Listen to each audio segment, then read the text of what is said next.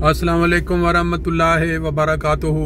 सुबहान अल्लाह व बिहम्दिही सुबहान अल्लाहिल अज़ीम। अल्लाहुम्मा सल्लि अला मुहम्मदिन व अला आलि मुहम्मद कमा सल्लैता अला इब्राहीम व अला आलि इब्राहीम इन्नका हमीदुम मजीद। अल्लाहुम्मा बारिक अला मुहम्मद व अला आलि मुहम्मद कमा बारकता अला इब्राहीम व अला आलि इब्राहीम इन्नका हमीदुम मजीद। दोस्तों, आज 21 सितंबर 2023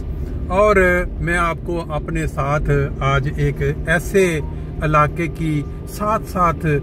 सैर करवाने जा रहा हूं जो बड़ा ही मशहूर है फ्रैंकफर्ट में रहने वाले लोगों के लिए, या जो लोग बाहर से आते हैं। ये मोटरवे है A3।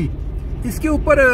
बड़े अरसा से जब भी हम इस तरफ वुर्सबुर्ग एक शहर है, जब इस साइड पे जाते हैं तो इसके ऊपर अक्सर व बेशतर बहुत रश होता है, जिसको कहते हैं ना कि मोटरवे, ये अक्सर उसके अंदर स्टाओ या लाइनें। लेकिन इसके ऊपर क्योंकि काम हो रहा था, अब ये देखें यहाँ पे ये तीन रोया मोटरवे तैयार हो चुकी है और बड़ी स्मूथ ट्रैफिक चल रही है। कुछ साल पहले यहाँ ये काम होने की वजह से अक्सर लाइनें लगी होती थी और बंदे बड़े तंग होते थे। आज मौसम ठीक है, सूरज नहीं है, लेकिन मोटरवे के नज़ारों के साथ साथ आपके साथ इंशाल्लाह बात चलती रहेगी। अभी कल मैंने एक खबर शेयर की थी, एक अफसोसनाक खबर कि हमारे फ्रैंकफर्ट के साथ हटरसाइम एक जगह है, वहाँ के रहने वाले मोहतरम महमूद बाजवा साहब की वफ़ात हो गई। आम तौर पे अगर हम देखें तो जो लोग इस तरह की इतला या इस तरह की खबर देख के उनके दिल में ये ख्याल आता है कि यार हमारा तो इनके साथ कोई ना वाकफियत थी, ना हम इनको जानते थे, हम कहाँ इंग्लैंड में बैठे हैं, कहाँ कनाडा में है या ऑस्ट्रेलिया, तो हमें इस तरह की जो खबर के साथ कोई दिलचस्पी नहीं हमें शेयर करने की या भेजने की। क्या तुक बनता है कि मैं ज़ाती तौर पे ये समझता हूँ कि ये जो इंसान की ज़िंदगी है, कोई भी इंसान हो, एक भी इंसान जब वो अपनी ज़िंदगी गुजार के यहाँ से चला जाता है तो उसके जाने का जो दुख या अफसोस होता है, ये उसके जो करीबी अजीज़ो अकारब हैं, सबसे पहले रिश्ता होता है माँ बाप का। जब कोई बंदा बुजुर्ग होके जाता है, उसके माँ बाप पहले अक्सर फौत हो चुके होते हैं, फिर उसके बाद उनके बच्चे होते हैं, बच्चे जवान हो चुके होते हैं अपने अपने घरों में, या उसकी अगर वाइफ जिंदा हो तो वो उनके लिए वो सबसे ज़्यादा दुख का बायस होता है, अफसोस का बायस होता है, उनको कंसर्न होता है। फिर उनके आगे जो उनके अजीज़ो अकारब रिश्तेदार होते हैं सैकड़ों में, उनको वो कंसर्न होता है। लेकिन जिनका कोई लेना देना नहीं, वाकफियत भी नहीं, रिश्तेदारी भी नहीं और कोई दूर, उनके लिए ये खबर पहुंचना या उनसे शेयर करना क्या मानी रखती है। मैं ज़ाती तौर पे समझता हूँ कोई इंसान जब इस दुनिया से जाता है, उसके मुतालिक जब आपको पता चलता है तो पहली जो दिमाग में बात आती है वो ये आती है कि इन्ना लिल्लाहि व इन्ना इलैहि राजिऊन, के हर इंसान ने खुदा ताला की तरफ लौट के जाना है। जब भी कोई तकलीफ़ दे खबर, इम्तिहान दे खबर इंसान को मिलती है तो अल्लाह ताला ने ये एक कुरान मजीद में सबक सिखा दिया है कि ये वाला पढ़े तो उससे इंसान को तसल्ली होती है कि अल्लाह ताला की पैदा करदा चीज़ थी, वो अल्लाह ताला ने वापस ले ली और एक दिन हमने भी जाना है। ये ख्याल जो है, ये तसव्वुर जो है दिल में पैदा होता है। तो शेयर करने का मकसद भी ये होता है कि जब भी कोई बंदा ये खबर सुने, उसके दिल में ये तहरीक पैदा हो कि मैं उस जाने वाले की मग़फ़िरत के लिए दुआ कर दूं। कहते हैं कि कर भला सो हो भला। जब आज हम दूसरों की इस जुदाई पे या इस खुदा के आगे हाजिर होने पे दुआ करेंगे उनके लिए मग़फ़िरत की, तो कल हमारे लिए भी कोई मग़फ़िरत के लिए दुआ करेगा। इसलिए हमेशा बेशक छोटे चंद अल्फाज में मैं ये खबरें शेयर कर दिया करता हूँ। इसमें बाज़ लोगों के दिलों में ये ख्याल भी पैदा होता है कि ये क्या तुक बनता है, ये प्राइवेसी है, ये प्राइवेट लाइफ के अंदर एक दखल अंदाजी है कि कोई बंदा फौत हुआ है और आप। मैं समझता हूँ कि ठीक है, इस सूरत में अगर कोई बंदा, आज की जो जनरेशन है, जो नए बच्चे बड़े हो रहे हैं, हो सकता है उनके दिलों में ये ख्याल आता है कि ये मेरे वालिद या मेरी वालदा या भाई या बहन, उनका ये प्राइवेसी सिर्फ रिश्ते तो मुझे क्योंकि ये लगता है कि ये प्राइवेट चीज़ दुआ के मामले में नहीं रहती कि अगर कोई बंदा ये खबर सुन के या तस्वीर देख के दुआ करता है कि अल्लाह मियाँ उसकी मगफरत करे,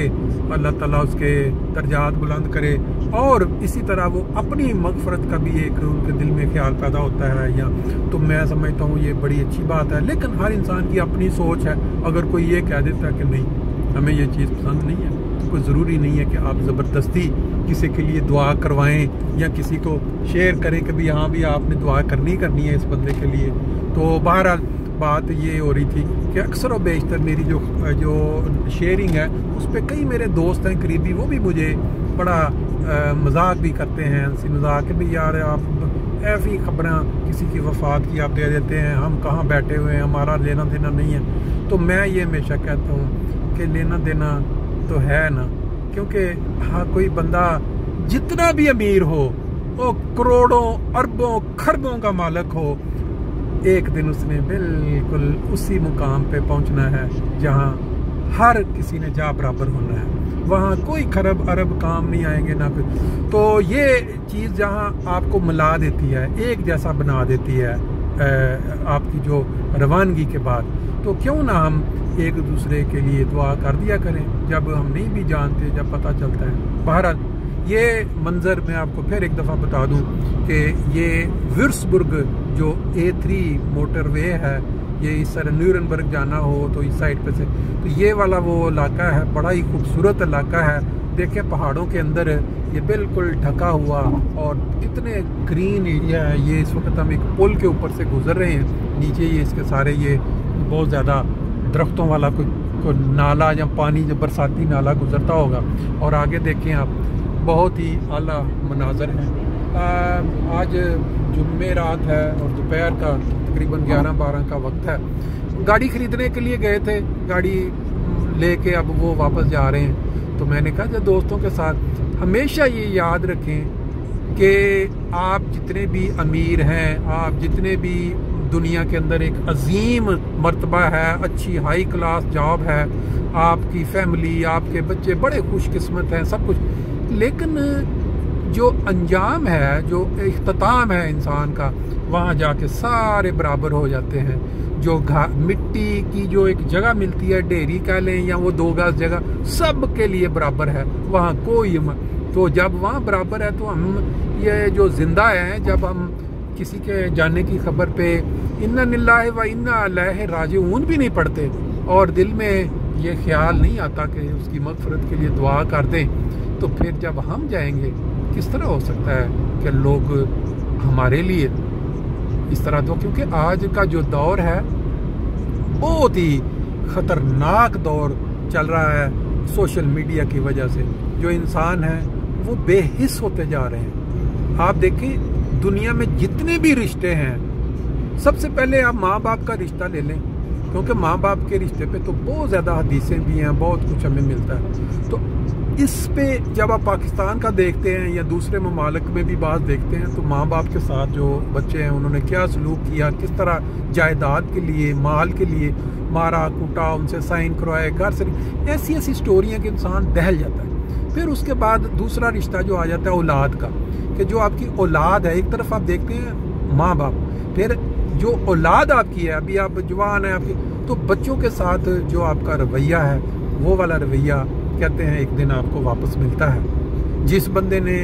माँ बाप के साथ जो करना है, उसके बच्चे एक दिन बिल्कुल वही उसके साथ करेंगे। ये एक ऐसा आजमूदा हर इंसान का मामला है कि कहते हैं कि जो करोगे वो भरोगे, और इस मामले में ये बहुत ज़्यादा दुनिया में नज़र आता है। लोग कहते हैं कि फलां बंदे ने अपने माँ बाप के साथ जो सलूक किया था, देखो आज उसकी औलाद बड़ी हो गई है तो उसको बिल्कुल विस से भी आगे 2 कदम कर रही है। अब उसके आगे फिर मियाँ बीवी का रिश्ता आ जाता है, फिर भाइयों का रिश्ता है, कज़न है, चचा मामू। मियाँ बीवी के मामले में यहाँ यूरोप में आप देखें या अमीर ममालिक में देख लें, आजकल इतनी ज़्यादा ये जो मामलात हैं, ख़ास तौर पे जब लोग एशियन ममालिक से, जो गरीब मुल्क हैं, जहाँ एक औरत जो है वो तकरीबन ये समझ के ये घर की एक गुलाम है, लोंडी है जिसको आप कह सकते हैं, कि वहाँ अगर उसको थोड़ा सा भी ये हो कि मैंने अपने खावंद की ज़्यादतियों को बर्दाश्त ना किया तो मेरा जो है क्या बनेगा। अगर मुझे घर से निकाल दिया या मेरे से अलहदगी ली तो मेरा खाना पीना हर चीज़ बंद हो जाएगी। मुआशरा उसको नहीं रहने देता, तलाक याफ्ता औरत को या बेवा औरत को। वहाँ इस तरह का वो एक बन चुका है माहौल के जो आंखें घूरती हैं या मुआशरे में उसकी जो एक इज़्ज़त नहीं रहती। इसलिए औरत जो है पूरी ज़िंदगी हर तरह से मुश्किल में भी समझौता करके गुजार देती है अपने खामन के साथ, ख्वाह वो मारने वाला हो, उस पर जुल्म करने वाला हो। लेकिन जो लोग यहाँ आ जाते हैं यूरोप में, वहाँ अक्सर आप देखेंगे कि जो औरतें हैं यहाँ जब उनको वो सहूलतें गवर्नमेंट की तरफ से मिल जाती हैं, उनको जो शुट्स या उनको जो एक तहफ़्फ़ुज़ मिल जाता है कि अगर आपने कुछ बीवी बंदे की ज़्यादती पे या कुछ आपने कुछ अलहदा होना है या उसको, तो वो पुराने बदले भी आके यहाँ निकालती हैं। बहुत सारे केस ऐसे हैं कि आप देखेंगे पाकिस्तानी या एशियन वो यहाँ आए और यहाँ आके जब वो बंदे ने अपनी रूटीन के मुताबिक चलना तो उसको पता चला कि ये तो यहाँ तो मुझे पूरा तहफ़्फ़ुज़ हासिल है, एक कॉल मैं करूँगी तो इसको 1.5 किलोमीटर करीब तक फड़क नहीं सकता बंदा। तो फिर उसने वो काम किया और फिर वो उसने अपना वो बदला जो है वो ज़हन में जो उसको ये चीज़ें तालीम की कमी, तरबियत की कमी की वजह से सामने आती हैं। फिर आप देखें यहाँ से लोग जो हैं, कई बच्चों के अंदर कोई कमज़ोरी है, कोई बंदा महरूम है, कोई अपाहज है किसी मामले में, तो वो क्या करते हैं कि पाकिस्तान में जाएंगे, जाकर कहेंगे जर्मनी में सेटल है, ये काम कर रहा है, ये वो, तो वो जनाब उसको वहाँ बुलाएंगे, स्पॉन्सर करेंगे। वो जब लड़की आएगी उसको आगे पता चलेगा कि ये बंदा तो अपाहज है, इसमें तो ये वाली कमी, इसमें तो ये इस काबिल ही नहीं था कि इसकी तो वो फिर प्रॉब्लम शुरू हो जाती हैं। फिर वो बेचारे लोग जर्मनी के चक्कर में, इन पेपरों के चक्कर में पहुँचते हैं। फिर उनको जो भी मुल्की कानून जो होता है उसके तहत उनकी पूछ पड़त भी होती है। इसी तरह आप देखें जो औरतें जब 2-4 साल 5 साल गुजार लेती हैं बंदों के साथ और उनको वो जो खामियां हैं, बंदे के अंदर कोई कमज़ोरियां हैं, खामियां हैं, आदात हैं, वो उसको पसंद नहीं आती,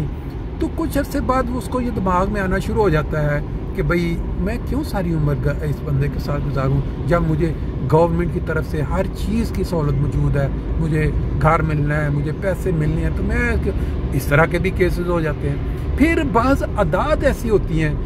दो अनजान लोग जो हैं जब उनकी आपस में, क्योंकि इस्लाम में ये इजाज़त नहीं है कि आप शादी से पहले मिल के 1-2 साल इकट्ठे रह लें और आदात अच्छी तरह परख लें फिर कहें कि आज हम ऐलान करते हैं कि शादी। ये नहीं है। हमारा मज़हब ये सिखाता है कि अगर माँ बाप ने आपको, तो फिर उसके बाद जो इस मुआशरे में जब उनको पता चलता है कि ये कमज़ोरियाँ हैं तो वो एकदम ठीक है, मुझे क्या ज़रूरत है। अब इसमें सवाल ये पैदा होता है कि आया इस हालात में कि एक आदमी और एक औरत दोनों की ज़मीन आसमान का फ़र्क हो, एक मशरक़ हो एक मगरब हो, उनकी आदात, आया उनको आपस में सारी उम्र एक ही कीले के ऊपर या एक ही जगह पे बांध के वो आपस में सींग मार मार के ज़ख्मी होते रहें, लड़ते रहें, लेकिन क्योंकि वो जो मुआशरा है या अजीज़ व अकारब हैं उनकी वजह से वो सारे इकट्ठे, ये इस तरह कई ऐसे मामलात हैं। फिर यहाँ और कई मामलात आ जाते हैं यूरोप में, इखलाकियात की वजह से भी जो लोग यहाँ बच्चे बड़े होते हैं वो स्कूलों में जाते हैं, उनमें बाज़ अखलाकी कमज़ोरियाँ पैदा हो जाती हैं। कोई बंदा पाकिस्तान से आता है, उसको पता चलता है, फिर ये मामलात भी सामने आते हैं। ये बहुत लंबी चीज़ें हैं। जब निकाह होता है, निकाह के मौके पे वो जो कहते हैं कौलो कौलन सदीदा कि हकीकत सच्चाई बात सारी बयान करें, उससे जो लोग नीयतें खोटी नीयत के साथ निकाह कर लेते हैं कि बताते कुछ हैं हकीकत कुछ और होती है, उसमें भी फिर मसाइल पैदा होते हैं। लोग जो हैं वो बाद में शादी के बाद या इनका पता चलता है फिर, और यहाँ लोग बर्दाश्त नहीं करते। बर्दाश्त का मादा नई जनरेशन में बिल्कुल नहीं है। हमारे पाकिस्तान में ये होता था पहले, चलो छोटी मोटी छोटी मोटी चीज़ को बर्दाश्त कर लिया, जाने दो। फिर यहाँ जो बच्चे हैं वो कहते हैं हमारे पास चॉइस, हम क्यों बर्दाश्त करें, एक बंदे में ये गलती है तो बस ख़त्म उसको। ये सारे मसाइल हैं जो यहाँ चलते हैं। इन सारों का हल क्या है, इन सब को कैसे हैंडल किया जाना चाहिए, उसमें यही है कि अल्लाह और अल्लाह के नबी ने जो तालीम दी इंसानों को, एक दूसरे की रिस्पेक्ट जब आप इकट्ठे रहते हैं तो एक दूसरे की जो रिस्पेक्ट है वो बहुत ज़रूरी है। अगर आप रिस्पेक्ट नहीं देते, एक खावंद नहीं देता बीवी को या एक बीवी खावंद को नहीं देती, कुछ अर्सा तक वो प्यार मोहब्बत के जोश में ये वो, लेकिन कुछ फिर उसके बाद वो आहिस्ता आहिस्ता वो जहर बनना शुरू हो जाता है, पकना शुरू हो जाता है, फिर एक दिन वो फटता है, निकल जाता है। दोनों मियाँ बीवी एक दूसरे की रिस्पेक्ट करें और जो खामियां हैं, दोनों खामियां जो एक दूसरे को उसका इजहार करें बैठ के कि ये देखें, ये वाला जो खामी थी ये मुझे पसंद नहीं आई, और अगर आइंदा दोबारा इस तरह की, इंशाल्लाह ये आगे चलते हैं अभी।